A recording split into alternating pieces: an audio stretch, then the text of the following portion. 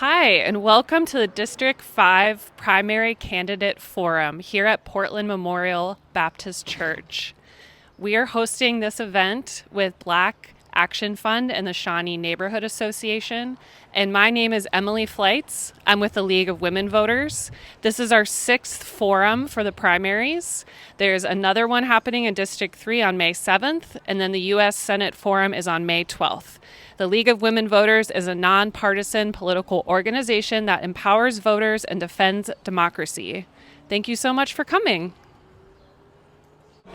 Hello, this is Devon Holt. I am serving today as moderator for the District 5 Metro Council Candidate Forum debate that we're having here in West Louisville.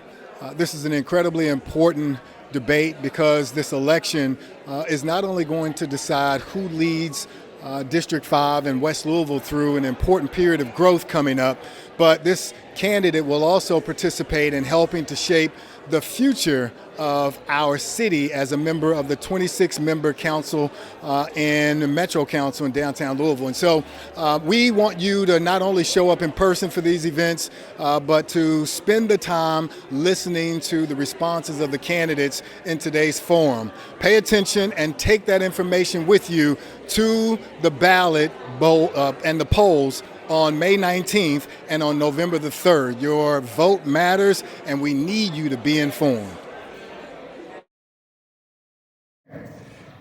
Oh wow, we got the ladies on one side and the men on the other. I just noticed that. That's all right. That's all right. That's all right. It's a random order. I didn't do that intentionally. Next, we'll have us with us on stage, David Gump.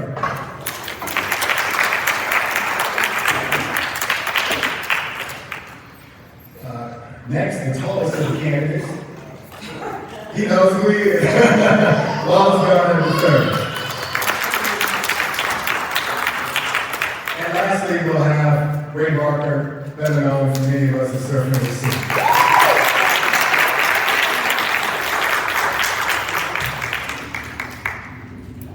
Candidates, you have some water if you need it. If there's pen and paper that you need, I think we might be able to grab that for you if you need that as well. It's a little tight for maybe a little elbow room, but we hope that you can fit in those spaces comfortably. All right, well, you guys have heard me lay out the rules of engagement for today, and the plan is to begin with 90-second opening statements from each of the candidates. And while these gentlemen to my right are being seated, I am going to ask Betty if she would begin with an opening 90-second comment to introduce herself and let us know where you are. Hello, everyone. Thank you for having me this evening. Hope I was familiar. As you all know, I am Betty Baker. I really don't have so much to say except for the obvious. I'm running because it is necessary that we enact change. I am not running to become anyone's leader because, in my opinion, a Metro Council is no one's leader, yet a representative of a body of people whose responsibility is to select the leaders within our community and obviously oversee the budget. But we have real work to do. So again, I'm gonna keep it real brief. You all know why I'm here. I'm not an activist, I'm a revolutionary. And I'm ready to stand up.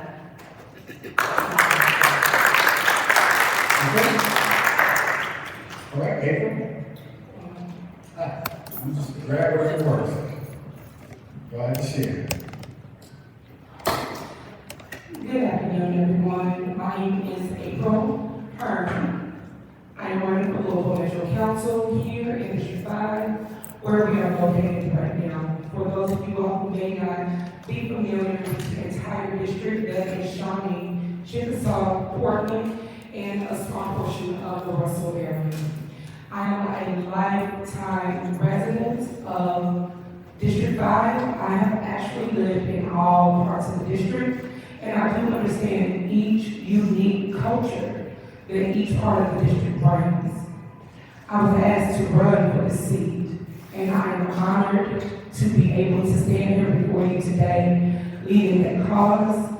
I am ready to work for the people. I am ready to fight for the people so that we, as an underserved district, can see some progress. Thank you. Thank you. Next, our sitting Metro Councilwoman for District 5, Donna Purvis. Good afternoon, everyone. I am Councilwoman Donna Purvis. I'm a second-term, 8-year councilperson. I am seeking re-election to continue the successes that we have created here in District 5 on behalf of the community. I don't think it's a good idea to change in the middle of such great progress, and so I'm seeking re-election to continue serving this district. Thank you. Thank you, Donna. David, what would you next? Yes, it's a 90-second introduction. Who you are, why you are. All right, good afternoon, everyone. My name is Dave Duncan. I am a District 5 resident, and I am looking to become the next council person. I am a small town native, but I've lived all of my adult life in the West End, spent considerable time in District 5. I feel like it's time for a change. We have a lot of stuff happening in our city, and we want to make sure that the person that you select is able to propel District 5 into the future with new thinking and broad ideas, and someone that's direct, clear, and concise. So on May 19th, I humbly ask for your vote. Dave Duncan for District 5. Nice to see everyone. Thank you, Dave. Okay. Paul? My name is Wallace Barney III. I'm a lifelong resident of Louisville, Kentucky, and a lifelong resident of West Louisville. I was born in Beach Terrace, raised on 22nd and Hale. I lived in District 5 for 28 years. I'm a retired veteran of the United States Air Force, a retired teacher.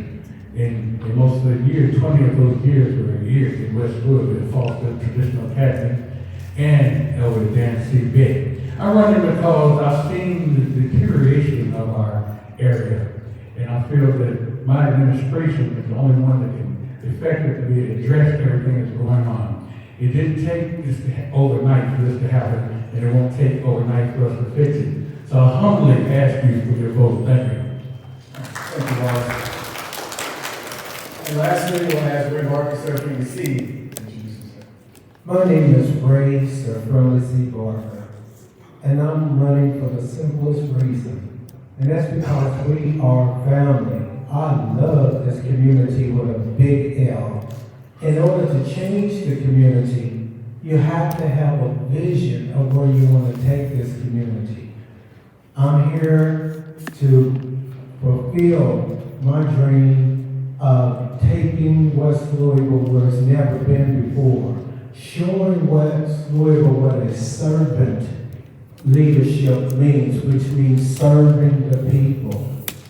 Hopefully, those that have told me how much they love me, I love you twice back. But I'm running so I can show this district what true servant leader is. Thank you.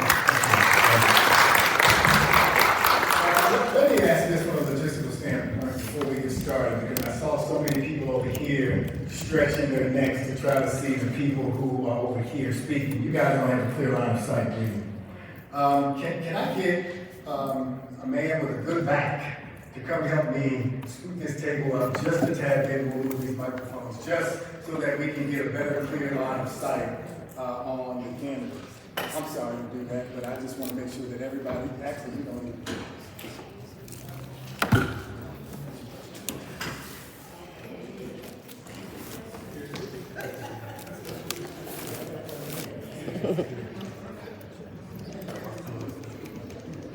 That a little better? I'm holding. You maybe want to That's good enough. move that table. Okay. Very good. All right, well, let's get to our questions. And because Betty was the first to introduce herself, we will ask the first question of April. And we're going to spend the first few questions of today's forum talking about public safety. And so our first question that was framed by the three organizations that are helping to host today's event. It's about violent crime. Those violent crime statistics in Louisville, they have improved, but many District 5 residents say that the streets still don't feel safe. Beyond the numbers, what does real public safety look like in this district? And what would you do, April, first to answer this question, that isn't already being done? Thank you for such a question. So when it comes to crime, violent crime in District 5, it is said that 50% of violent crime in Louisville happens in District 5, so it's a very serious matter. My approach to that is that I don't believe that people just wake up and commit crimes. I believe that they commit crimes when their basic needs aren't met. And I believe that our government knows that as well.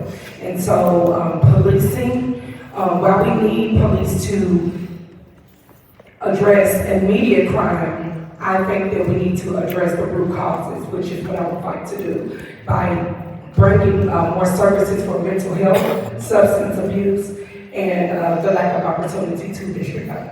Thank you. Thank you. Thank you. Well, that's the next, same question.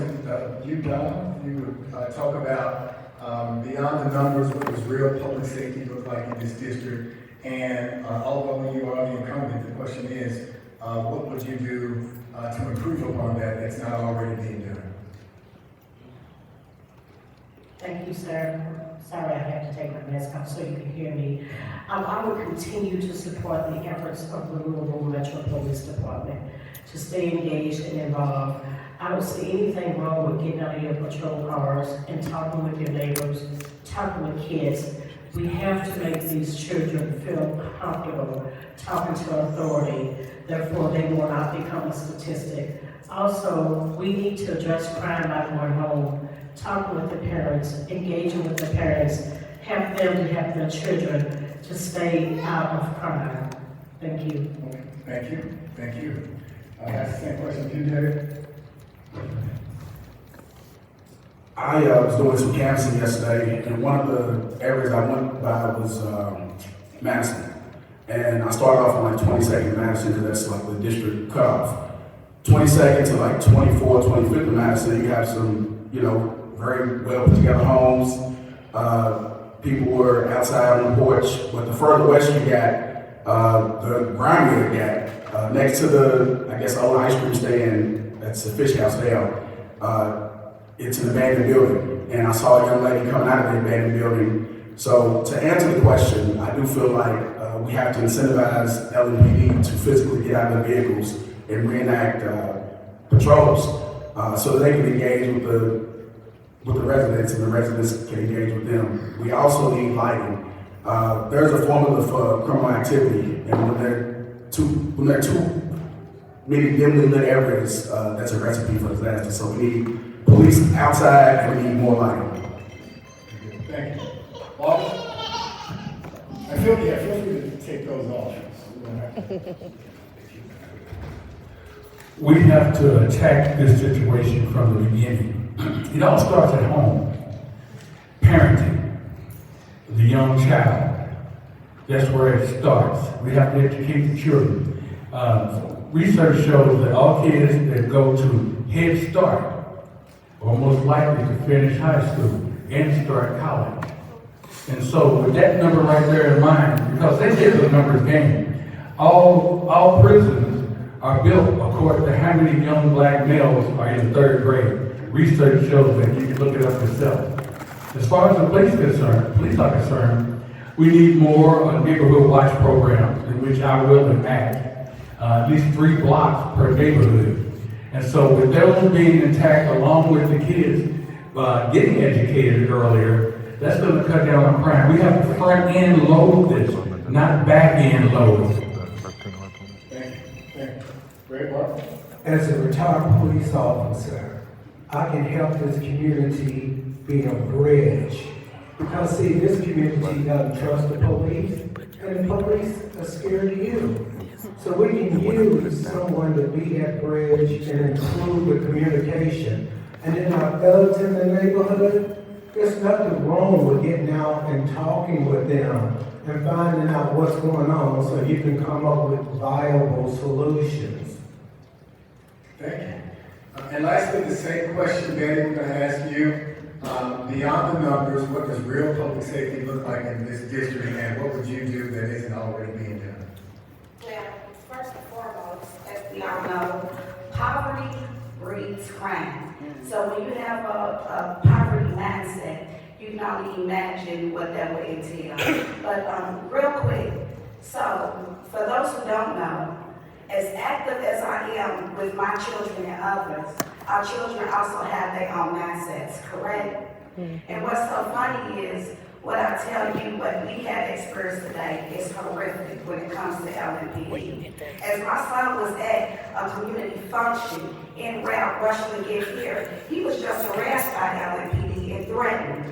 So my answer to this very vital question is, it's time to get back to the roots. I know many of y'all probably seen the movie Original Gangsters. It's time for us to police ourselves and hold LMPD accountable for their actions and take them back to the drawing board on how to properly approach all of us. Thank you. All right, Donna, this question will start with you. Mayor Greenberg's administration created the Community Commitment, Louisville's version of a consent decree, and launched a community safety commission to give residents a direct voice in crime reduction. How would you empower neighborhood associations in District 5 to lead that commission's work and name one specific preventative, community-based safety initiative you would propose to address the root cause of violence in West Louisville? That was like 10 questions. Yeah, I know, I'm sorry. So, a few of you all may know I'm involved with making sure that the community commitment becomes a law. We don't need policies. Policies can be changed. We need a law to secure police reform. I'm planning to have talks with State Rep Pearson out of Memphis to address how they administer their consent decree. And then you were asking me about say that over for me again, please. So the last one, name one specific preventative community-based safety initiative you would propose to address the root causes of violence in West Louisville. Neighborhood block watches. When neighbors are committed with each other to look out for each other, I mean, that right there in itself is a cure for crime and violence. I definitely encourage neighborhood block watches. Thank you. Thank you. Dave, we'll go with you, the same question. I know that was a lot, so I'll bring it again. It's okay. How would you empower neighborhood associations in District 5 to lead that commission's work and then name a specific preventative community-based safety initiative you would propose to address the root causes of violence in West Louisville? That was a very long question. But to answer the question, to echo what folks have said previously, we do have to get back to policing ourselves and holding ourselves accountable as a community. The police are, we call policemen something that's happened. We have to be proactive and not reactive, and for too many years we've been reactive. So reinforcing the importance of those neighborhood block watches is important, because what we can do for those organizations is help them organize and structure meetings that are conducive for the working class person. So everybody's not gonna feel like coming to a meeting, Tuesday at 6 o'clock. So we have to work around the residents and make it conducive for them. We also have to provide them the funding to provide, food and snacks and things that will get people to come outside. Now, as far as an actual policy, give me the last part of the question again, I'm sorry. Name a specific community-based safety initiative you would propose. I think we can get back, and we did this in school, but I think we had something comparable to what's called like a safety patrol, which is the extension of the neighborhood block watch. I think that would be an effective way to reduce crime. Thank you. As I mentioned earlier in my statement, block watches, I want to extend on that community-oriented policing, which they had in 1994, which I was a part of. I started 3 neighborhood block watches in 22nd, 23rd, and 21st in Hale. and so with the help of an officer. And so we're gonna extend that. And not only that, we're gonna have an advisory board. It will meet once a month with our administration to track progress. So with that being said right there, and the officers, we want to have them walk the beat, of course, from April to November, also ride horses, and also ride three-wheelers, because they do have them at their expense. Thank you. Thank you. The root cause of violence in West Louisville is lack of resources. I'm hearing these answers and I totally disagree.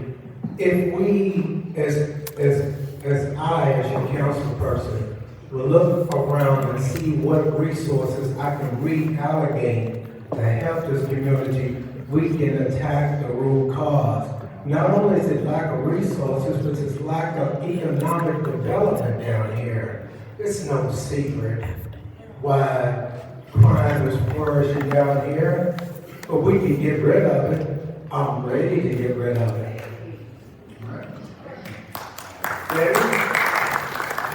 Question again, I know it's long and it's convoluted, so let me take one more shot at it to make sure you get it. We talked about the mayor's, essentially the consent decree that's here, and the question becomes, how would you empower neighborhood associations in District 5 to lead that commission's work? And then the question is for you to name a specific preventative community-based initiative that you would propose to address root crime in West Louisville. Again, poverty mindset breeds crime. I'm gonna continue to double down on that because that's something that people need to know and understand. But when it comes to our neighborhood associations, they are filled with great leaders who actually do the work. However, the neighborhood associations feel like they have to fight tooth and nail with these new pop-up nonprofit organizations just to receive funding. So one of my plans of action is to make sure that we put the funding where it needs to be, and that's the people who do the work. So we will be funding the neighborhood associations accordingly under my watch. And as far as, like an example, let me give y'all this. The definition of fun is to be amused. If you look up the origin of amusement, it's to be fooled. So when it comes to constantly doing these little events and pushing fun, that's a no-go. We need to start funding our youth, funding our neighborhood associations, and making sure that we are supporting them 110%. And April, you bring up the rear on this question. You said it. So what I want to make sure that we understand is that the People's Consent Decree, it was brought about to bring about policy change, and it was for legal oversight. And once that was denied and we didn't get that, and they brought the community commitment into play, that was Mayor Rainbird's version of it. However, how it sits right now is not what we need to codify into law. We do not need another task force. What we need is community education so that we can organize together. The Kentucky Alliance is already hosting classes about the community commitment where neighborhood associations can come and learn. If we educate ourselves together, we can then build committees within our own district to be able to come up with what we think the services need to be to decrease all of the violence. All right, okay. And one last question that we'll ask the candidates today about public safety. We'll start with you, Dave, and this question is a 2025 consultant report found that building a new Louisville jail would cost taxpayers between $389 million and $530 million. Meanwhile, 23 people have died in Metro Corrections since May 2021. And the facility routinely exceeds capacity. What policy solutions would you propose to address overcrowding and deaths in Metro Corrections? That's an excellent question. I think first and foremost, we have to have some type of oversight as it relates to the jail situation. I know that we get we can put policies in place to have a watchdog organization go in periodically, quarterly, semi-annually, to go in and make sure that the housing conditions, I guess I should say, or where they need to be up to standard, because just because they are in jail doesn't mean that they don't have basic human rights. And that amount of that many deaths in that amount of time is completely unacceptable. So to answer the question, I would be an advocate to have an outside organization be able to go in and monitor the jail situation. All right, thank you.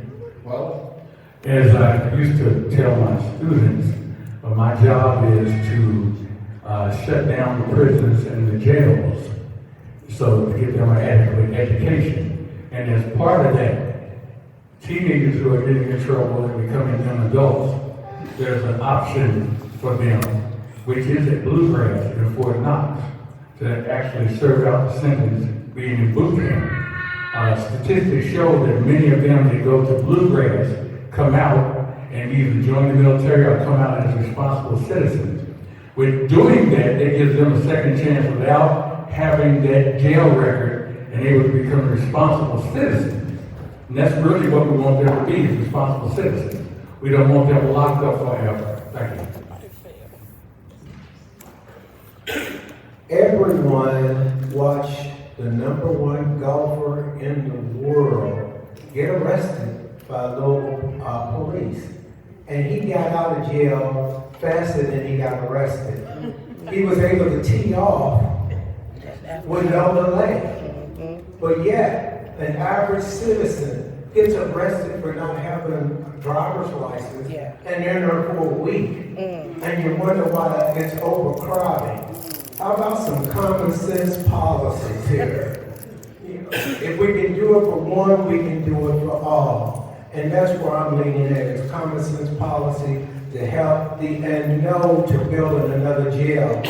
You gotta learn how to man the jail that you got.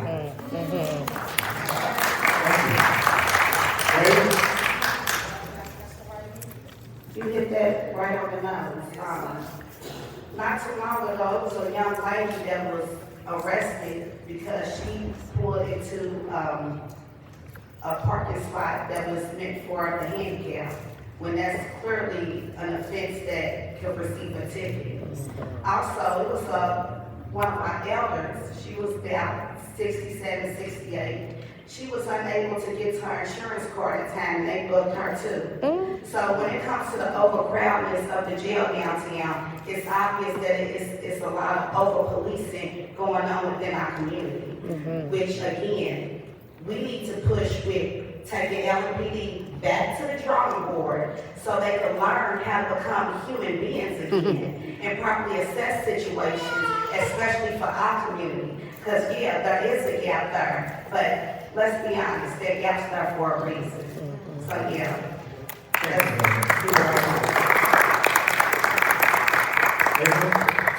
So the question that you asked is about overcrowding and deaths in LMDC, and I think that we can get a solution very quickly if we wanted to. I just sat here and Googled very frank numbers about how many non-violent inmates we have.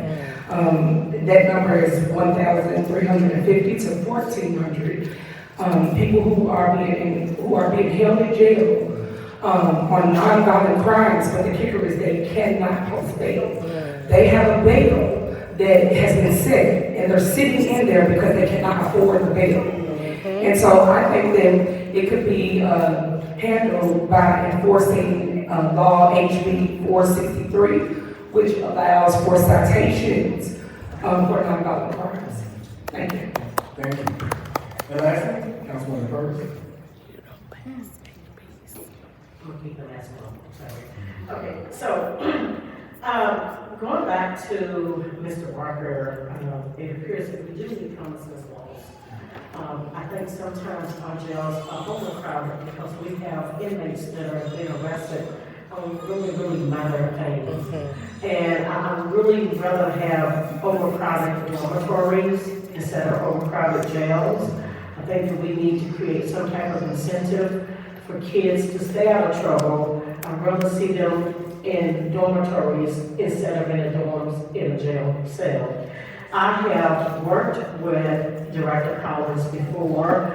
In particular, there were 2 inmates there. Their families reached out to me that the inmates were not getting the medical treatment that they needed. And I reminded them that one more person dies, it's not going to be good for you. So, thank God I had the authority to make a difference for the inmate. But I don't have a problem with state legislators to address in changing some of these laws. Thank you. All right, thank you. All right. So we'll shift gears now to go from public safety to economic development and displacement. I think in all of their opening statements, each of these candidates made at least some reference to economic development in West Louisville, and we want to delve a little bit deeper into that with these next few questions. This question will start with you, Wallace, about economic development. What's your specific vision for economic development in District 5 that creates jobs and opportunities for current residents? First of all, we have to follow the ordinances, but probably since the ordinances are outdated, we have to rewrite them in accordance with the plight of District 5. We've got alleys that are a mess, and garbage everywhere. And with that being said, no one wants to move their businesses to West Louisville and District 5. And so we've got to clean up the district. In order to clean up the district, we have to rewrite the ordinances, make sure the people take care of their properties. And so that means people take care of their properties because that's part of the ordinances. So we've got to educate the people on what the ordinances say. All right, thank you. Ray Barker, economic development. We have a lack of resources because we have a lack of vision. One of the visions that I have is to put an on-ramp and an off-ramp on 34th and Broadway. If you can imagine, all those cars that feed 264 go over our community instead of through our community. If they got off and got their gas and got their food, you know, it would be an economic boom. And I've been told no, even though I opposed this 5 years ago. But here's the difference. Out in the East End, they wanted a bridge to go across to Indiana. They got that bridge. I guarantee you, it's going to be something I'm going to work on as your Metro Council to get that on ramp and feed this community new resources.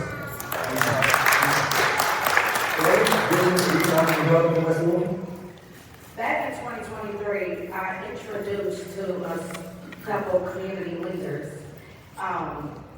a plan of action in order to bring jobs right here to our district, to the entire West End to be specific, which would assist it with keeping our youth busy and assuring that our elders within the community has that assistance to upkeep their homes. I have a neighbor right now who is a very fine man who is now, he's sickly, and his gutters is overgrown with weeds. Is that his fault or is it the fault of the community? Because last I checked, it took all of us to come together and actually be neighborly and not participate in hood politics. So with that being said, as far as economic development, it's possible here in District 5. What we need to see is leadership change so we can make sure that backroom deals is not continuing on. That's the only reason we don't have nothing, let's be honest. Yes, I'm sorry, my mic is so loud. Move it back a little bit. I believe the question was about economic development Yes. and creating jobs. What's your vision? So, my approach to that is in order to create economic development, you have to have economic dignity. And I believe that that is created by who is doing the building in the district. And so we can see there is a huge number of developers that are in our district that don't look like the people that represent the district. My approach is to bring Black and brown developers to the table to make sure that they make up at least 25% of the development that's happening in District 5. And then we can create development that will provide employment for the people in the district, and those wages that they make need to be enough for them to afford housing and food and things of that nature. So it starts with, for me, economic development. All right. And, Councilwoman Perkins. Real quick, I'm going to use my 30 seconds to address Mr. Barker's comments about the interstate. That is not at council level. That would be at the state level. Here locally, we do not have the authority to execute an exit, an additional exit. And also, you will also experience some of the properties that exist along that corridor. They will become eminent domain. So we will lose a lot of existing properties, like Pyramid Federal, maybe Long John Silver's and so forth. But I wanted to let you all know that I'm currently working with Louisville to increase economic development and asking Trevor Paul, who is over Louisville, let him know that we have a lot of vacant commercial properties available. So trying to get these people interested in coming here and utilize some of the vacant commercial properties that we have. All right, thank you. And Dave, you close us out on this question about your vision for economic development in West Louisville. So one of the things I always talk about the folks who are older than me is in the 70s, when you left high school, you could have left high school with an HVAC certification, a plumbing certification, etc. Today, that's not the case. So I feel like one of the ways to kind of jumpstart an economic boom in this area is to bring back those programs to the high schools, so that when a young person leaves high school, they can go right into an apprenticeship with an existing local company. Now, that same philosophy applies to whether you're in school or not. There are plenty of 18 to 20-somethings that are just kind of wandering around the city. We probably have in our family and friend circles that have no direction. So I feel like that's an easy way to kind of jumpstart economic development is we have to have skilled laborers first. The pretzel company moved to the west. One of the pushbacks they gave people was they said there were not enough people in the neighborhood that had the skills to work there. So we have to make sure that we have the people that are trained up properly in order to be able to move forward to push the economic boom in District 5. All right.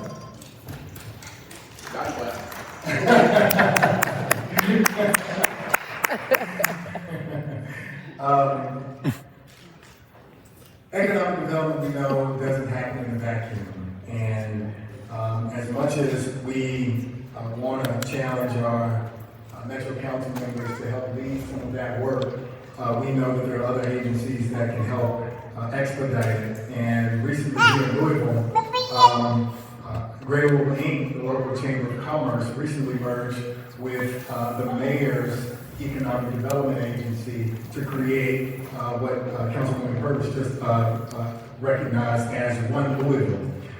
And so as One Louisville now is recently established as the new Chamber of Commerce and Economic Development Agency, the question that I'm asking you, Ray Barker, is what would you do to ensure that public resources invested in One Louisville include a concrete agenda for District 5? Well, first of all, I'm going to use 30 seconds of mine to rebuttal. I appreciate the council person addressing that it's not my job. It is my job as the leader of this community to spearhead something that's going to change this community forever. We got to give big business a reason to come down here, and that expressway will give them a reason to come down here. As far as the chambers, you know, that really doesn't affect West Louisville. I would come up with a plan that's all West Louisville, that our dollars will circulate with us and build us up. I'm not interested in what they're doing in Greater Louisville because it doesn't come down this far.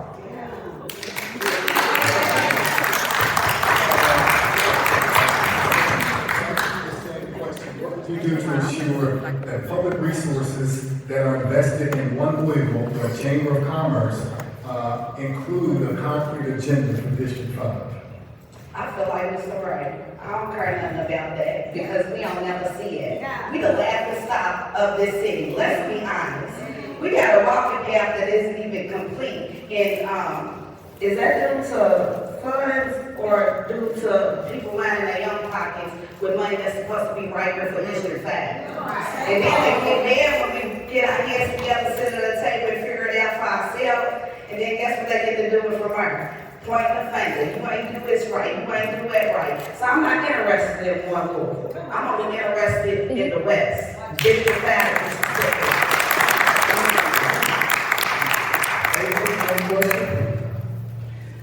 That's a great question, and I do believe that anything that has to do with the taxpayer dollars should also include the taxpayers' voices. And so my approach to that, as we create the District 5 Advisory Board, it would be to collect the voices and the concerns and the opinions of what the people want to see. And then it is my job to spearhead that with One West, with Metro Council, as the representative for the district. Thank you. Councilwoman Purvis, you just recently referenced that in your last comment. Can you tell us more about what you're doing with One Louisville? I can tell you what I like to see more in District 5. When I was first elected on the council, I met with economic development, and I asked one of the ladies what are her plans for West Louisville to include District 5, and she looked at me like I was strange. And so I had to remind her, listen, you're here to work for the entire city. We have other parts of the city that are making these economic development demands and changes, and we need to make the same demands and changes. I know the Councilwoman Hawkins is here in the audience. She and I fight constantly with people about people downtown making decisions for what we have and what we don't have in this area, so I will continue that fight. Thank you. Thank you. Thank you. Same question. Essentially, what would you do to ensure that resources invested into the newly established One Louisville Chamber of Commerce include a concrete agenda for District 5? There are a few things we can do. I think one is we have a physical presence west of 9th Street. As we know, historically, 9th Street has been the divide between one part of the city and another. So having a physical presence in the west is important. Additionally, you want to be able to fund local and small businesses. They can implement micro grants anywhere from $1,000 up to $10,000 that would incentivize people to one, get in business, and two, stay in business, hopefully. And then lastly, I've referenced this before, we want to have a direct process where we can get folks trained up and get them ready for the workforce. Thank you. All right, thank you. Lastly, Walsh, Hit me with that again, please. yes, sir. What would you do to ensure that public resources invested in the city's newly established One Louisville Chamber of Commerce would include a concrete agenda for District 5? And the key word right there is ensure, not guess, not hope, not pray, ensure. In other words, anytime they're having a meeting, having your face or your representative in the place where they have those meetings to decide where the money is going. And so we have to do that. Also, being a member of District 5 Council, you have to be able to reach across the aisle. There's money that's going east that doesn't necessarily have to go there. They've got money. If you can reach across the aisle, they'll give you money to work with the rest, but if you're playing footsie like they're doing now, then you're not going to get it. So I'm going in, not playing, serious about what District 5 means. Not soft shoeing down there and smiling in people's faces, but letting them know, look here, we've been avoiding us long enough, and this is what we need on our end. Thank you. All right. And you already answered that question. So the next question is for Betty. Betty, what give you a problem to solve? A long-time District 5 resident comes to you and says that they're about to lose their home because rising property assessments have made their tax bill unaffordable. As their council member, what's the first call you make and to whom? And what specific policy tool do you use to help them stay in their homes? Well, first, we're gonna have to go to, what is that, the sheriff's office?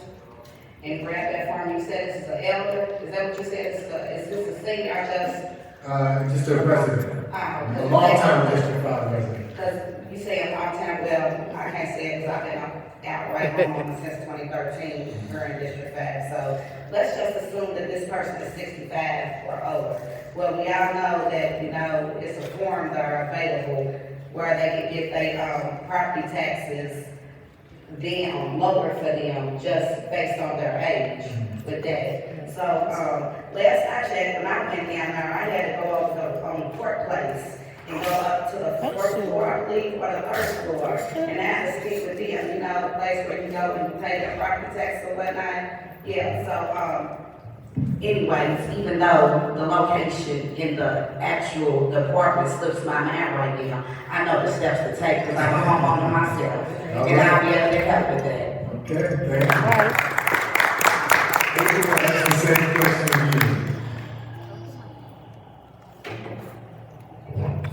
So, if I understand correctly, the question is when people are struggling to pay their taxes, how to help them stay in their homes? Correct. Okay, and so you said who would you call first? I believe that would be the Kentucky Homeownership Protection Center. And then if I'm unable to get all of the help that I need or none of the help that I need, I would then walk with them through calling Louisville Metro Home Preservation.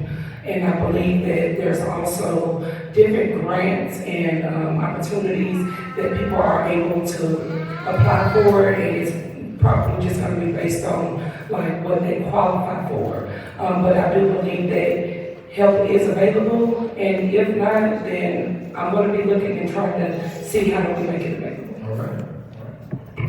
Scott Burns? Yes, sir. I'd like to reiterate that we passed the ordinance again to make sure that these investors cannot buy their property taxes when you cannot pay them. So that in itself secures homeownership. This is how a lot of investors obtain properties in these types of areas. Also, there are other agencies out there that can help you that if you're in the fear or threat of losing your home, such as the Kentucky Homeownership Protection Center. There are agencies out there that can help you. One thing I can say, I have a lady that works in my office, Ms. Carver. She's very, very knowledgeable of these nonprofits that help people that are in need of such help. So if any of you are faced with these issues, please feel free to call us, 574-1105, and surely she can help you. Thank you. Thank you. Thank you. David, ask you the same question? No. So yes, I would first contact the tax assessor just to get a clear picture as to how delinquent the person is. 'Cause sometimes those numbers aren't the same. So first, that would be my first step. Find out exactly how much the person knows. On the person's behalf, I would attempt to, so I would take a two-pronged approach. One, the business side, then the social services approach. But on the business side, I would reach out to the tax assessor and but on the person's behalf, ask if there's something we can do about this person one time. On the social services side, and I do this every day, is I would just reach out to the community and explain the circumstances. And we talk about, each one teach one and being a village. That would be a prime example of us coming together. Just a matter of everybody in the community donating $5 to this person so we can keep the taxes down, or get the taxes paid and get it back on track and find some more time so that they can stay in the home. Thank you. Wallace? What we've heard is something that can save it for 1 year. How about the next year? It's going to be the same situation again. So the house is going to appreciate. That means it's going to be worth more the next year. So what we have to do is, first of all, if you're 65 or older and you're living in your house, that's called a homestead exemption. That 49% of your taxes are cut. Believe me, I know it, because I'm older. When I turned 65, I couldn't wait. Your assessment is going to go up every time, and you want it to. You want the house to be worth more. So if you sell it, you can get more money. And so there's no looking back on this and saying, well, I don't want my house to be worth more because I don't want to pay that amount of tax. I mean, you have to get that in your budget, as bad as it seems. We have to get that in your budget. Excuse me, but as mentioned earlier, there are programs to help you get started their first year. All right, Big Barker, same question? Well, the very first thing I would do, I would be one, accessible to that person. All right. They will not feel alone in this battle. Thank you. Number two, I will be committed to that person. And I would form me a team for that person. That team will first consist of legal aid, because legal aid don't charge you nothing. They will step up and help them and guide them what the law says. Then we'll contact the PBA. Then we will get somebody on my staff to hold our hand through this process. One of the problems with leadership is we forgot how to serve. The people need to know that they are not by themselves. Sometimes we're going to take on situations that's not ours, but just knowing that you're not by yourself helps 100%. Oh, yeah. April, this next question starts with you. The West End Opportunity Partnership was seeded with $10 million in public tax dollars. And that organization is created for the express purpose of facilitating economic development in West Louisville. How would you use your council seat to ensure the WEOP, the West End Opportunity Partnership, decisions are transparent to District 5 residents? And, two-part question, what criteria would you use to determine whether a WEOP decision genuinely serves this community's long-term interest? Long-term interest, I'm sorry. Okay, that is a great question. I would first say that I would like to see the promises made by the city officials with WEOP and the West End TIF that we were forced into. I would like to see those promises fulfilled. I would like, and that being like what we call affordable housing and the mixed income development that was brought into the picture. When we talk about different issues that our district is plagued with, we're really talking about poverty as it relates to District 5. That organization, WEOP, was designed to eliminate these things. They already had a plan in place. My job is to enforce the plan. My job is to hold them accountable and to make sure that the residents of District 5 have their voices heard on what they want to see done through the WEOP board. All right, thank you. Dr. Perkins?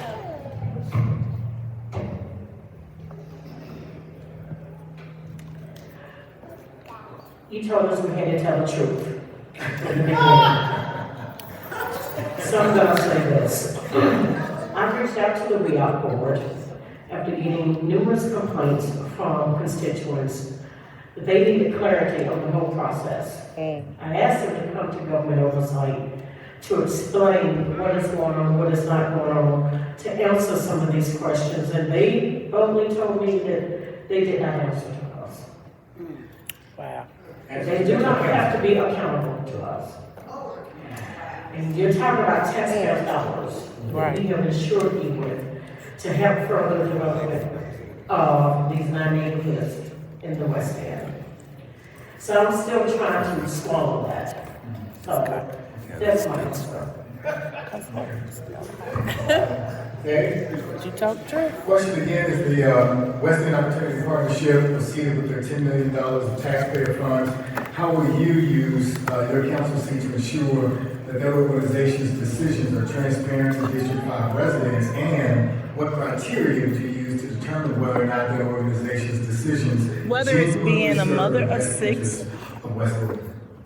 Well, I think it's important that we have seated at their tables, and those funds are taxpayer funds. We have to your point earlier, we have to be where they are. We have to raise our voices. We have to be steadfast as we not ask them, we tell them that we demand that we are included in this process. and this goes back to something someone said earlier, most of the government programs that are available to folks, oftentimes people disqualify because the process is too cumbersome, it's too long. So I definitely want to have something in place to kind of streamline all the hoops that you got to jump through to get access to these funds. All right, thank you, David. Walter?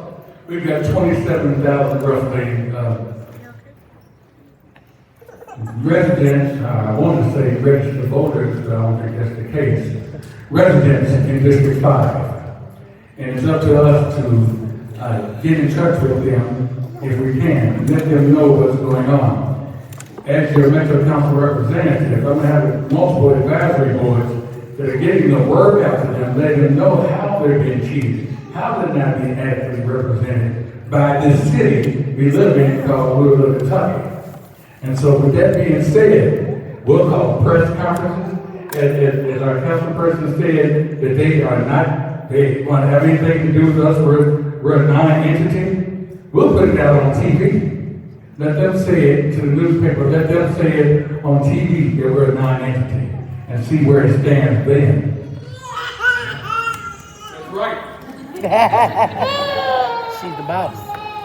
As I do not understand that money that they have collected $10 million, which is supposed to help this community, the first thing as your council person I'm going to do is understand the rules that govern that money, because that money is supposed to change the quality of life.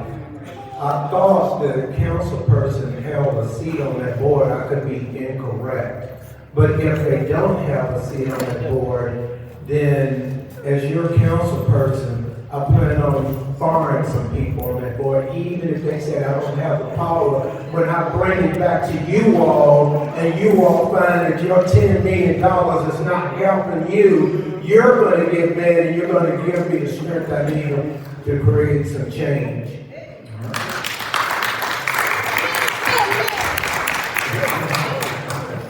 Baby said amen. That's right.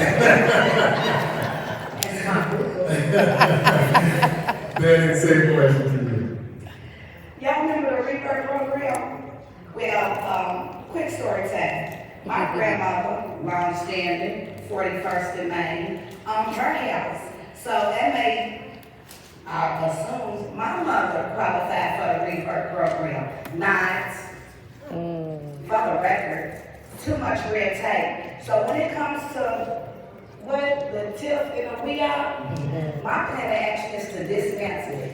It needs to go, because ain't no way I pay over $2,000 in property taxes and I see no change. I can't call for y'all, but yet, like, what has we done for anyone standing, or excuse me, sitting here today?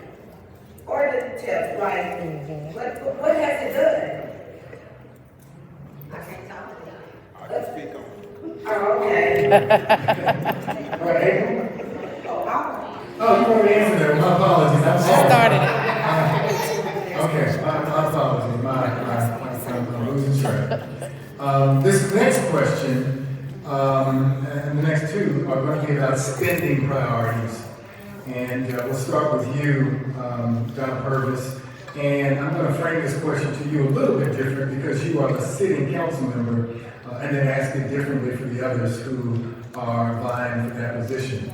But the question is this: every council member controls discretionary funds for neighborhood development and capital improvements. How do you engage District 5 residents in deciding how that money is spent? And do you commit to any specific criteria for distributing those funds? First, for the record, Mr. Burke, I just want to let you know I am not on the We Out board. I think you referenced that, so I just wanted to let it be known that I am not on the We Out board. As far as the neighborhood discretionary funds, we use those funds to support nonprofits who engage and support community efforts. For example, Omega Psi Phi, they have a huge going back to school event where they provide school supplies for the children. The capital improvement funds, as you all may know, we've used a big chunk of that for sidewalks and speed humps. So, improving infrastructure is very, very important. Thank you. And is there criteria that you use in distributing those funds? Well, yes, you have to be a 501c3, and you have to be registered with the state. And people need to understand that we don't get a lot of money. Okay, I'm sorry. Dave, we'll go with you, for that same question. I'll ask it a little differently since you are not, the rest of you are not a sitting council member. Since every council member controls discretionary funds for neighborhood development and capital improvements, how would you engage District 5 residents in deciding how those neighborhood discretionary funds are spent? And would you commit to any specific criteria for distributing those funds? That is a good question. So, first and foremost, since the funds come from your dollars, I would ask you directly, what organizations do you feel like deserve access to these funds? That would be first and foremost. And then secondly, with those, if we have an organization that does qualify for said funds, I would propose doing like a draft. So if we say they're getting $5,000, I would give them $2,500 of the money, and there has some kind of checkpoint in place to make sure that they're doing what they said they're going to do. So yes, there would be a criteria, but it wouldn't be 10,000 hoops for them to jump. It would be clear, concise, maybe 5 points or less for them to be able to access this money. Okay, thank you.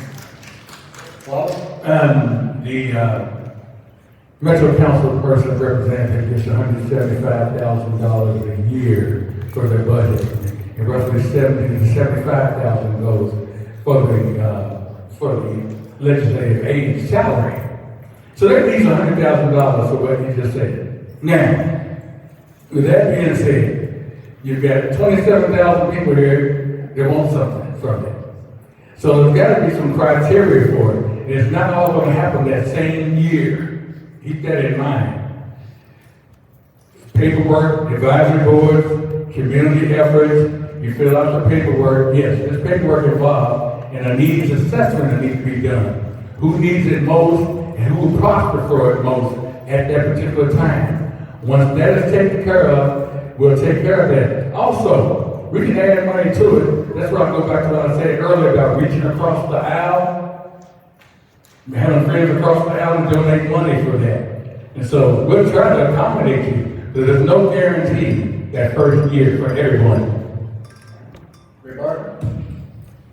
The discretionary fund is the fun part of being a council person. And the way I would set up a criteria is I would take a little bit from my discretionary fund and network with the other councilmen. If your project only takes $5,000 and I give $500, there's 26 of us. And so each one of them gives me $500. We're gonna be where you need to be. But then in turn, I would do the same thing with them, but it would cost my money to stretch farther. And so I can do more with that. All right. Okay, that's the same question to you. Discretionary funds, as a council person, how would you issue those and what criteria would you establish? Yes, so for those who don't know, Metro Council is privy, each Metro Council member is privy to 3 different type of funds that they are supposed to allocate. What's funny to me is one of them funds, they get like, what, 30,000 for office supplies or something? I don't know, it's in my notes somewhere. But anyways, and they have the discretion to move their funds around accordingly to whatever plan of action that they have, whether it be developing assistance with organizations or whatnot. One of the things that y'all can guarantee that I won't do is I won't find a business or pop up nonprofit organization and give them $1,000 for a bouncy or a photo booth because we have more pressing issues here. That's it. I'm going to go right now.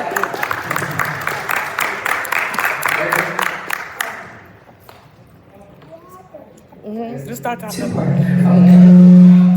I want to spend the first 30 seconds of my question, going back to the question.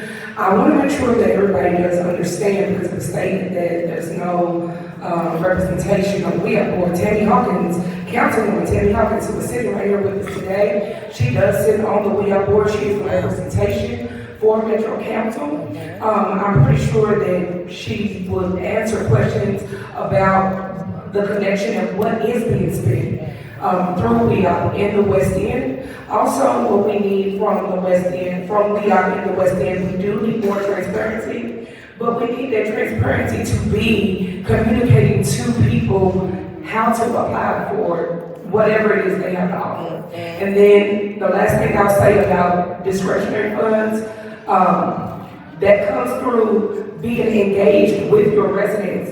Y'all know we have not had anybody that we can talk to where we are able to say, we know what we experience in this district. We have been underserved. So, through advisory board. Thank you. Okay. This is our last question on spending priorities, and Dave, we'll start with you. It's a hypothetical question. Challenge you to think a little bit, but if you received a $1 million grant tomorrow that had to be spent entirely within District 5 in the next 12 months, outside of any existing budget, what one project would you fund and why?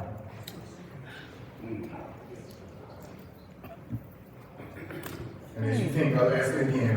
What one project in West Louisville would you fund if you received a $1 million grant that needed to be spent in District 5 within the next 12 months? Existing or hypothetical project? Outside of any existing budget. That's a good question. $1 million. And I got how long to spend it? 12 months? 12 months in District 5. I would have to ask the residents of District 5 how they want me to allocate their money. All right. Well, I go to Vegas and try to double down. No.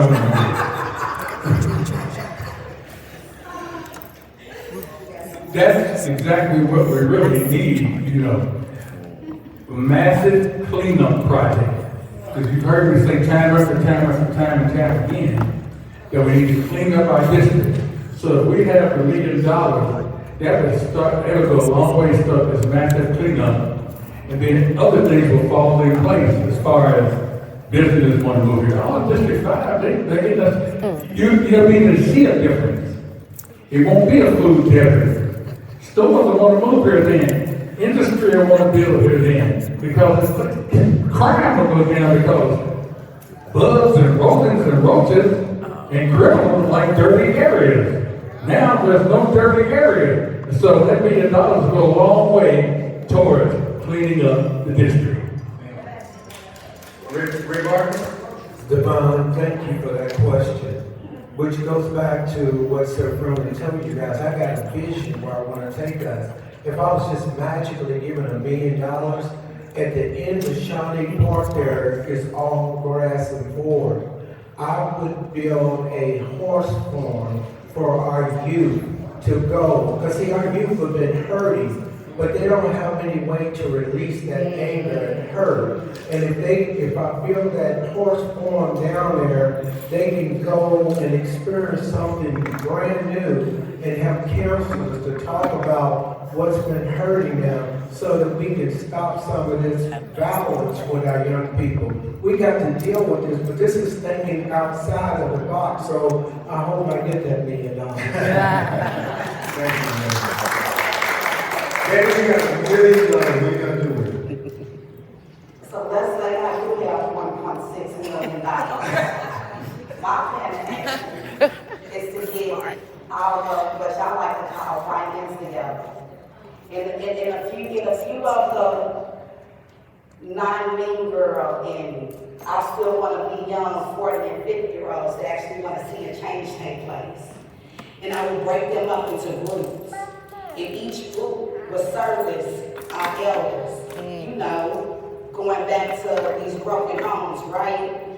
We got homes that got chip paint, but we got our 7-year-old granny out there. She's not grabbing that. So I'll get my YNs together. I will get them together and I will fund them and they will support our seniors. That's what will be going on with the 1.6 that I'll be in control of. We're gonna actually see it. Thank you, Betty. Thank you. April, $1 million. What are you going to do with that? So with $1 million, the first thing I'm going to do is provide city-funded grocery stores, which you can see on my website is where my political points have been since the beginning. I believe in city-funded grocery stores, and I want to also see city-funded utilities. The way LG&E is handling us right now, I would like to use that $1 million to make utilities city-funded to where the residents of Louisville as a whole will be able to have a voice at the table before any increases are made. Dr. Purvis, you got 12 months to spend $1 million inside of District 5. How do you spend it? I want to see something tangible. I want to pave every alley that I can get to. A lot of our alleys have potholes that breed mosquitoes, that causes diseases and illnesses. So paving is very expensive. So I would like to pave every alley that I can get to in the district. All right, thank you. How we doing, everybody? We doing all right? Yep.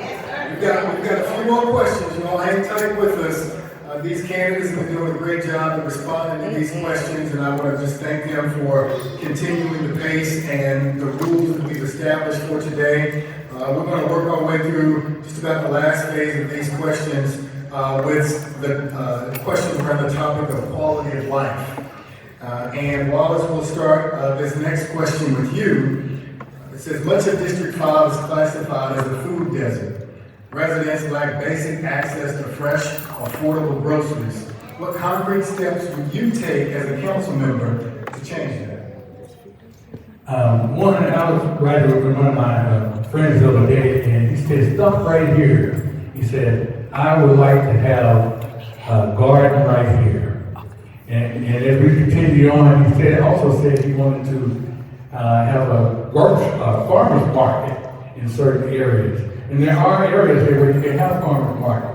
When I was growing up, we used to have what they call downtown, I forgot what they call it, down on Jefferson, the hay market. I never saw hay, but I saw vegetables and fruit. So we can have a hay market, or two down here in this area. There's no reason why not. I see people on the side bring, some vegetables and fruit, but I'm talking about something constant, something you can rely on all the time, where you know timely they're going to be there on this day at this time. And so I'd like to see that done to begin with. That's just a start. All right, thank you. Ray Barton? I'm gonna keep hitting the hammer about resources. We're a food desert because people are afraid to come to us, Louisville. And so I'm asking you all to let me help us take care of the narrative that's been wrote about us. We live here, we know that narrative is not true, but when the media reports us, it's always the Shawnee neighborhood, Portland neighborhood, Chickasaw, Russell. But I want you guys to notice this, but when they report other neighborhoods, all they give is just the location. On Gardner Lane, there was 2 people shot, but they don't say the neighborhood, but they throw us in. So in order to stop that food desert, we got to change the narrative down here and deal with some issues. All right. Betty, what do you say about this question around West Louisville functioning as a food desert, and what concrete steps would you take as a council member to help change that? So to double back to what I was stating in regards to how these funds get passed around, because I don't heard what no one's talking about, that's a great big issue. If we still continue to have representation focusing on buttering their friends up and not focusing on who actually do the work, we're going to continue to have a food desert. Because I can sit there and campaign all day long to say, hey, we need a Whole Foods right here in the West End, but let's be honest, as us still depending upon outside source versus ourselves, we have Gordon's right here in District 5. But guess what, y'all? They don't get the funding that they need out of the Amen. that they deserve because they're not friends with those in positions that has funding that can actually catapult them to, Tell the to truth. the point where we can have them fresh markets down here. Shout out Miss Velvet Red Belt. Hey, what would you do to address this challenge of West Louisville functioning as a food desert? Can you repeat that? Sure. Since much of District 5 is classified as a food desert, residents like basic, fresh, access to fresh, affordable groceries. What concrete steps would you take as a council member to change that? So I don't know how many people have heard about the Green New Deal, but the Green New Deal is something that I believe with, because it's not just one issue. We're experiencing multi-layered issues at a time. And so with the Green New Deal, one of the things that it does is it ensures unionized jobs, but it also creates high-wage jobs, which will be able to go into the food desert and eliminate that problem. But also, again, back to my answer that I answered the last question with city funded grocery stores, municipal grocery stores that will be able to operate that will be able to provide what it is that the people say that they need. But then lastly, having farmers markets. We don't have enough farmers markets here. We have Change Tomorrow that's doing a great job, but they can't do it all by themselves. And so I would definitely take some of those discretionary funds that we were talking about, and I would have fresh fruit. Okay. Thank you, April. Don Burns? We have to have incomes here in this area to support some of the grocery stores that you see in other parts of the city, Publix, Whole Foods, Fresh Gardens. This is why it is important that we get people jobs. People are not going to go to areas where they will not be financially supported. And this is one of the reasons why I've been at the table with TARC and GE and trying to form a relationship with them to get people jobs so that they can be transported to get some of these 800 jobs that they have to offer. So if we can build up our own economic development within our own homes and our families, we can get the grocery stores that we want and the grocery stores that we desire to have. Okay, thank you. Thank you. Jay? I love this question because this is something that's near and dear to my heart as it relates to this area of town. It's easier to get a gun in District 5 than it is to get an apple, and that's unacceptable. I remember a couple years ago at the Wild 18th Street, there was a Kroger mobile truck that pulled up. They opened up shop. It was fantastic. I haven't seen it in a while, but I know those options exist. So mobile food trucks, whether it's, mobile produce food trucks, whether it's Kroger or someone else. And these ideas don't take 5 years to implement. These can be implemented tomorrow. Incentivize our herb brothers and sisters to have more healthier options. They were doing that for a while. They have fallen off tremendously. Bring farmers markets in that accept EBT, and we want to be able to provide funding for folks to take these empty lots and turn them into urban gardens. All right, thank you. Thank you. This next question is for you, sir, from the seat. Vacant lots, abandoned properties, and illegal dumping remain persistent problems across District 5. What would you do to address these problems? Well, first of all, there's a housing shortage in Louisville, and that's why a lot of people are unhoused. And why is the housing problem? Because of the vacant property. And why are the vacant properties still vacant? Because someone needs to do the work and streamline and unclog whatever's clogged up downtown. I can't figure it out from this side here, but I can tell you this, I'm ready to go downtown and figure out how we can get rid of these abandoned houses and put some body into them. But we can't put bodies into these houses until we come up with policy and streamline it and get rid of what's clogging it up right now. Eddie, vacant lots, abandoned properties, illegal dumping. What do you do to address those problems in West Louisville District 5? So, I'm gonna leave y'all with a little bit of homework. You know, these, abandoned Family Dollar buildings, I want y'all to take the time and go on the website and see exactly who owns them. It's gonna be so funny to you. And then when it comes to a lot of these abandoned properties, because one right next door to my home, bringing my property value down, it was so funny when I seen that Louisville Metro owned it. And it's horrible, y'all. So one of the things we're gonna do, we're gonna attack it from within. Because everybody keeps saying we the problem, like, let's be honest, who's really the problem?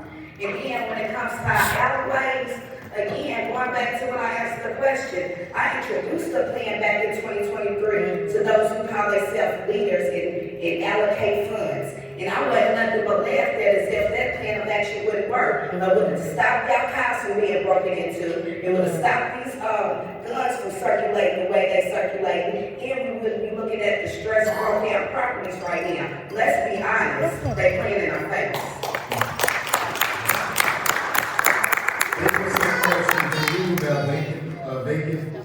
Vacant lots, abandoned properties, and illegal dumping. So, we gotta have a real conversation. We gotta be real with this, y'all. When we talk about the vacant buildings, it's the land bank system that isn't working for the residents in District 5. The land bank system is what we need to, where the improvement needs to lie between the elected officials that we have, having that relationship with the residents in the district, and then being able to advocate with the land bank system for what we need. It needs to be better communication. My goal is to make harm reduction sites out of a lot of these vacant buildings to where people have access to mental health needs. And then as far as the alleys and the trash, there is an organization called Clean for Change that is ready and willing to focus solely on District 5. Thank you. Thank you, Eddie. Donna Burns, same question, vacant lots, abandoned properties, and illegal dumping in West Louisville. What do you do to address those problems? Illegal dumping, I encourage every year to put more money into for surveillance cameras. In some of these areas that people are illegally dumping, we have dumpers from all parts of the city, other parts of the county, Indiana, that are dumping in our area because they feel like our area gets the least attention. So I encourage investing into surveillance cameras, but I want to also say that all of the vacant properties and lots are not owned by land bank. Some of them are privately owned. These people have a lot of leeway, so I'm already talking with state legislators to see what laws can we create to address this. Put some stipulations on the ownership of abandoned properties. If it's abandoned for so long, it should go right into the hands of the city to go back into the housing stock. Now, I currently work with developers, Atkins and Atkins, Red Hill properties that have successfully rehabilitated some properties. Thank you. Thank you. Dave, same question to you around vacant lots, abandoned properties, and illegal dumping. How do we fix that in West Louisville? We definitely want to work with the state legislators because as it stands now, these property owners, there's really no penalty for them to take these. They can sell these houses for 30, 40 years, and I think it's kind of a plan, kind of a plan. Affluent areas are created and slums are created. There's no other way around that. So while this homeowner is sitting in Florida on the beach, this abandoned house that he's been holding his family for 40, 50 years is becoming an eyesore and it's a recipe for disaster as it relates to crime. Another piece of that in how it works as far as the land bank and whatnot, if we're serious about attracting and retaining the young people who are doing what they're supposed to be doing instead of just running out of the city, when a young person graduates from college, let's give them one of those homes. When a young person graduates from trade school, let's give them one of the homes. We want to incentivize people to stay in West and stay in District 5 because we can't keep letting the best and the brightest escape the city. As far as ran out of time. But thank you. That's the easy one to run out of time on, right? There's a lot of work right there for that. So I'm gonna make it quick. First of all, in order to solve this problem, we've got to rewrite the ordinances, people. That's the law of these. Now, vacant lots are concerned. Let's talk about that. The vacant lots have to, first of all, we have to find out who owns them. Get in touch with the owner. And in my administration, we're gonna have boards that their job is to find out who owns them. Abandoned houses, the same thing with those. Find out who owns abandoned houses and give them fines if they don't keep them clean or sell them. They should be for rent or for sale, not just sitting there. We'll get them fined. And also the alleys. I've already gotten some alleys clean. Yes, I'm not in Metro Council, but I've been called and have gotten a couple of alleys clean. There may be someone in here that can testify to that. Illegal dumping. There's already fines for that, but we're gonna have to upgrade that. It's gonna have to be more money that they're gonna have to pay. I'm working on a situation now where it's an illegal dumping, so people call me about that. So I'm already working. All right. Okay. And so, the final question that we will ultimately ask is the candidates to provide closing remarks. But before that, there's one last question that we want to pose, and I want to frame this just by helping provide some context for this question based on some work that I've personally done. For almost a decade, I functioned as the Economic Development Director for West Louisville through work at the Chamber of Commerce before this recent merger. And I remember working with businesses in this community, encouraging them to offer first right of refusal to West Louisville residents for certain jobs as an enticement to support economic growth and activity and for an increase in home values and investment in the people who live in this community. And I can recall on a few occasions there were a few businesses that committed to do that and hired people in the jobs, and hired people from West Louisville in the jobs that paid $70,000, $80,000, $90,000. Now I remember going back 6 months, 12 months later to talk with those businesses about the people that they hired from West Louisville and how things were going. And almost invariably, they all said that after getting those $70,000, $80,000, $90,000 a year salaries, that every one of those employees left West Louisville. They moved out of West Louisville. Wow. And so it undermined the effort and the attempt that we had to put money in the pockets of people in West Louisville. But this last question is one that we'll start with you with, Betty. It says, according to census data, District 5 has lost more residents than any other council district in Louisville over the past decade. What would your plan be to reverse that trend and make this community one where people choose to stay or move to? That's heavy, because I have family members who got them good jobs and was born and raised here, and you can't pay them to come down here unless they're getting paid. He said this is the census over the last 10 years, as far as tracking that data. Well, to counteract that, my plan of action would be to focus on beautifying our community. Going back to these abandoned houses, yeah, it is some big wigs that own them, but it's also some that's owned by major corporations who have their pockets in the hands of those who are supposed to lead us. If we really want to enact change and tackle what we see and stop people from taking the money and running out of West Louisville, we gotta first get in that door, get a real person in that door to stop them from playing in our face. That's how we keep our people here. Thank you, Betty. Thank you very much. April, how do we keep people here in West Louisville and attract others to come to District 5? Yeah, so I do believe that people are moving out of District 5 at a high rate, but they're not just moving out of District 5, they're moving out of Louisville for better opportunities to get away from crime and whatever. I think it goes back to, once again, the economic dignity that is created through economic development. And I just want to share that, the jobs and the programs that we have, that are here, that they're not necessarily created for us, and we know that they're not created by us. We need to focus on ownership. We need to focus on equity, and we do that by having minority developers at the table. As your councilwoman, I will have Black and brown people, working class people. I will have developers at the table that understand these things, and they will create and will build. If we're not building generational wealth, then we're not a part of anything that is being built in District 5. So we have to focus on economic development.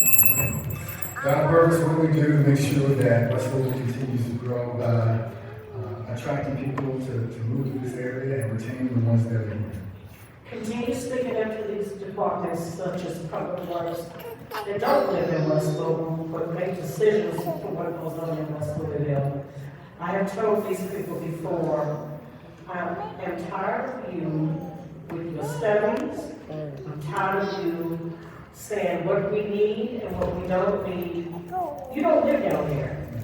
Stop telling us how we're going to live. Prime example are these blinking lights at these intersections that I did not approve of. These lights are dangerous. I know that they're going to be causing accidents. I'm constantly reminding them of our need.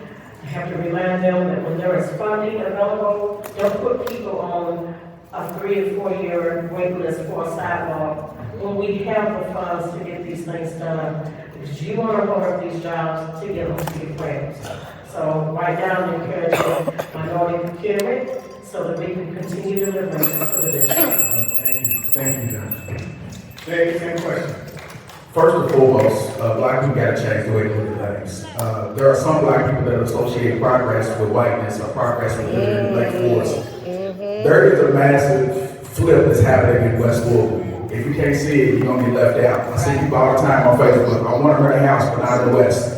You're gonna look up 30 years from now, you're gonna look at Anchorage, and the white folks are gonna be back downtown. So that's first and foremost, we gotta change the way we think. Now, as far as retaining folks, we gotta have more jobs, we gotta have more skills.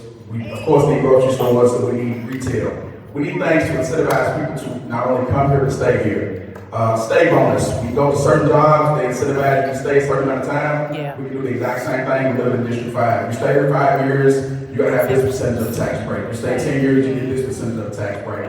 And then lastly, we gotta have more housing plans for Black people to do. This is considered the white Atlanta, believe it or not. There's a lot of stuff for white folks to do here, a lot. I know people say, well, you gotta know what the white people are. That's not everybody's vision. Sometimes you want to go to, if you go to DC, Atlanta, Charlotte, there's tons of things for Black folks to do, not enough of it here in Louisville for us. Wallace? Give me that again, man. He did a good job. He did.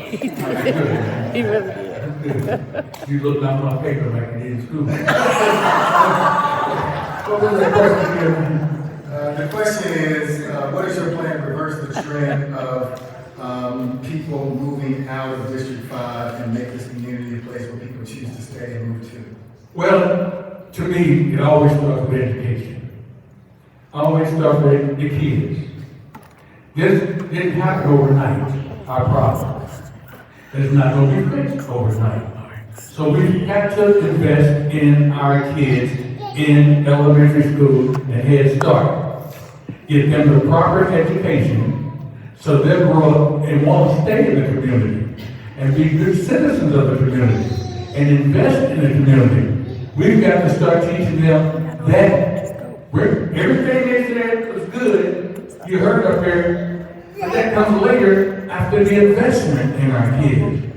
The pie in the sky routine is not going to work. I sat there and heard the pie in the sky all day, and it's making me sick. We have forgot about the kids. We've got to invest in the kids. Sir, Philly C. Thank you, sir. You know, everybody in the world knows about Indiana football now. They're national champions. But how did they get there?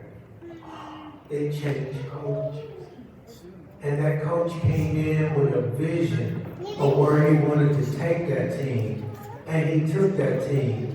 And now because he took that team there, everybody's a Hoosier. Well, West Louisville's no different. We need to change our leadership because I'm coming in with a brand new vision of where I want to take this community. In order to take it somewhere it's never been, is unscripted, you have to change leadership. And that's why I'm running for Metro Council. All right, well, we pushed through 12 questions, and we'll finish with our final closing comments of each one of these candidates vying for District 5 Metro Council seat. And Betty, we started this process with you with opening comments, and so you will end with your closing comment. We will start this closing process with you, April, providing a closing comment for us in 90 seconds as we circle back around. I just want to thank everybody for coming out today. You all look amazing. I'm glad to see so much community involvement. Give yourselves a round of applause. And then I would just like to close with saying that the reason you should vote for April Hearn is because I have been doing the work. I have been fighting. I've been in Metro Council meetings, speaking truth to power. I go to the committee meetings. I go to the caucus meetings. I make sure that I know what's going on.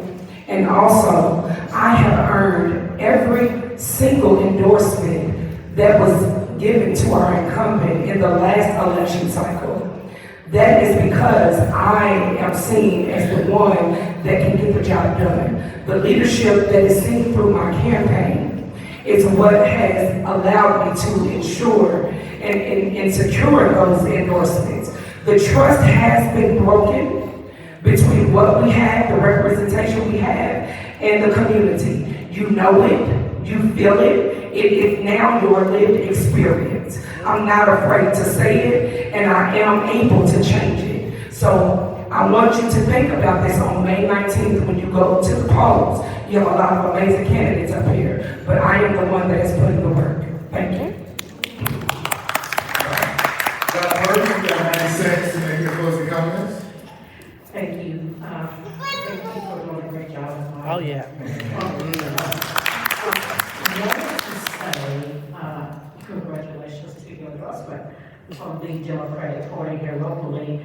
I did want to point out that this is the first time that they have ever endorsed anyone in the local primary. So they do not have an endorsement history. So I've never received endorsement from the local party here. But I also would like to say that I have a printout with all of my accomplishments for people that say that they don't know what I do. I have it here today. I'm not a bragger. I'm very quiet in what I do, yet I am very effective. And so if you want to know what I do, I have a printout here that tells you everything that I've done, the successes that I have made here in this district. I think it is very important to continue on the road to success. So therefore, I am seeking re-election. Be smart about this. Re-elect experience. Thank you. Thank you, Don. There were a couple things that I guess we got nervous and forgot to mention. So there's two things, if elected, that I would put in place almost immediately. One, if we live in this area, you speak with this, there is I was getting confused, overpass, underpass, whatever you call it, on River Park to get on the expressway. It's also known as the can opener. I was taking my daughter to the bus stop the other day, and that area was blocked off because the semi truck had its top peeled back. That's something that's been happening for as long as I've been alive, and the solution is so simple that you got to lower the road so the trucks can get through there. That's something that I would take care of immediately. Additionally, when you're getting off that same expressway, There is no signage for any business or anything in West End other than the Noah Sports Complex. Every other neighborhood in the city, if you get off the expressway, you're going to have a gas station icon, restaurant icon, etc. There are gas stations and restaurants in West Louisville. Unfortunately, for whatever reason, the signage is not there. Right. I'm a current business owner, and I'm also a target case manager. What that means is I help people who've had struggles in life and help redirect them. So I'm the perfect person for the seat simply because I understand the business aspect, I'm smart, and I also have an empathetic heart to work with folks who are on the fringes of society. So on May 19th, if you are satisfied with how things have been going, then you know what to do. If you're ready for a change, which based on my feedback, my research, a lot of people in this district state they're ready for a change. If you're ready for a change, there's no other selection that you can make besides Dave Duncan for District 5. Thank you. Thank you, David. Ross Butler? When I was young, I used to ride down in this area, and on Sunday, my father used to take us for a ride. We used to come through here, all the way around the parkways. And I said, well, when I grew up, I'd love to be able to get down there. We couldn't go to Fountain Ferry, and no place like that to do ranch. Now, I've been living down here 28 years, and I'm disappointed in what I see. But I still see an oasis. I still see the beautification, and I want to bring that back. I'm a lifelong Louisvillian. I'm a veteran. I'm retired from the Air Force for 23 years. I'm a 23-year teacher. 20 of those years I've taught here in West Louisville in District 5 and District 1. I appeal to you to vote for me on May the 19th because, not just because I'm the best candidate, because I'm probably the only one up here that hasn't been looking at their phone and getting answers to these questions. And as Metro Council representative, you got to be able to work off the cuff, just like being in law. Things change in the courtroom. Things change in Metro Council. Things change every day, and as a council representative, you've got to adjust. And I'm here to let you know that I will adjust, and I will work for you because you're the people of District 5, you're the boss, and yes, I approve that message. Thank you, Robert. Ray Barker, Surfing the City. My name is Ray Surfing C. Barker. And what it is a privilege to have served you. I'm the only candidate up here that have earned every community service award this community has to offer, from being a Bell Award winner to being named one of the top 10 police officers in the United States. My work is everywhere. Even when I look on this panel here, I've got 2 young people that I mentored when they were in elementary, and they're running against me, and I'm so proud of both of them. But that's who I am. But as a retired police officer and a former Marine, if you want someone to deal with crime, here I am. If you want someone to deal with the housing problem, here I am. If you want someone to deal with the dirty alleys, here I am. If you want someone to deal with the economic that's not happening in our community, here I am. If you want to find out why we got $10 million in our community and yet it's not helping anybody, here I am. And we just had an elementary school to close, so if you want to deal with education, here I am. I'm running because I love you. Ready to kick us off, and will close us out with final closing comments. Yeah, I'm grabbing the mic for this. Okay. All right. So, I was told that I'm in the way, and I don't know nothing about politics. What is she doing? Let's first get a clear understanding. Out of everybody that sits on Metro Council today, only like 2, maybe 3 of them have a background in political science. That's facts. All of them, they use our tax money to do what? Go training, some of them in Africa, be for real. So, I may not have a degree in whatever, but I'm very knowledgeable. Not only am I a mother, a wife, a caregiver to my parents, I'm a notary, but yet I'm the notary. I help many people right here in our city, in the West End. I help develop many successful businesses and organizations that actually do the work. And although it may seem like right now in my life it's a slap in my face, I'm proud to be that champ for our people. So now, I am gonna have to take the training like every other political leader, true enough, but you don't gotta train me to be real, and I know my people. I am Betty Bailey. Go big. Let's give these candidates a round of applause.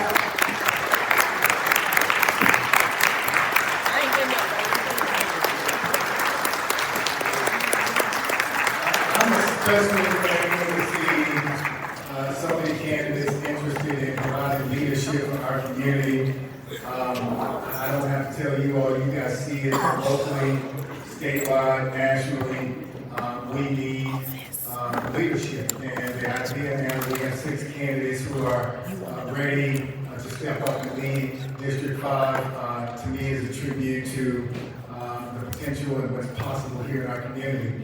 I want to encourage you guys to take everything that you heard today with you to the voting booths on May 19th. And on that day, I need you to be very aware of what will happen, because we are entering into a new phase of voting for Metro Council candidates and mayoral candidates in Louisville, Kentucky, where this will be a nonpartisan race. You will not see a Democrat. You will not see a D or an R beside any of their names. What you will have the opportunity to do is vote when you see these lists of 6 candidates. And what will happen after May 19th is the top 2 candidates will then find themselves on the November the 3rd ballot. And your job will be to vote between the 2 top candidates that come out of these 6. And so be very mindful of what your responsibility is and the task that you have. And that's to make good, smart decisions about the candidates that we elect, understanding and knowing where we want this district to go, understanding what we believe this district could become, and knowing that there is leadership asking for that task and responsibility. Who when they are voted in, we all collectively have to work to help keep them accountable for the things that they've said today, all right? And we didn't get to have this audience ask questions, but LOW, the League of Women Cities, the Black Action Fund, and the Shining Neighborhood Association has prepared a reception where we're inviting these candidates to come and spend some time with you, where they can get to know you and hear more about your concerns about our community, and hopefully take that with them on the campaign trail and give you more confidence about the candidate you want to vote for. Again, we thank you guys for being here, and let's give a round of applause and thank you for these candidates for making church for making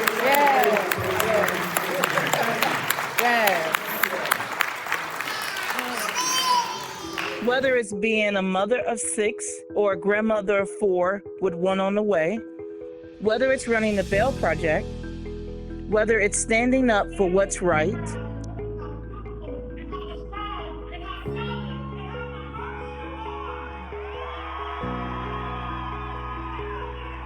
whether it's being your council person for District 3. Now being tied up in this has been something that we as a body should recognize. Whether it's working to fix the issues in this city. Whether it's being the executive director of Vocal Kentucky. We now understand what's needed in this city, and that is new leadership. Louisville, it's time. I've seen enough of Louisville from many vantage points to know what we need as a city. We all agree that we need new leadership. I'm hoping, 1, you go and vote on May 19th, And 2, I'm hoping that you vote Shamika Parrish Wright to be your next mayor. This is brought to you by the people to elect Shamika Parrish Wright.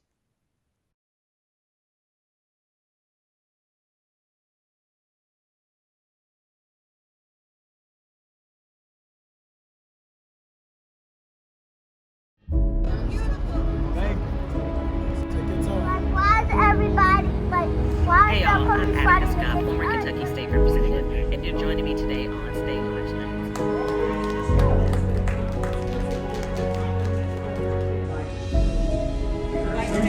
We will continue to provide updates as we have more information.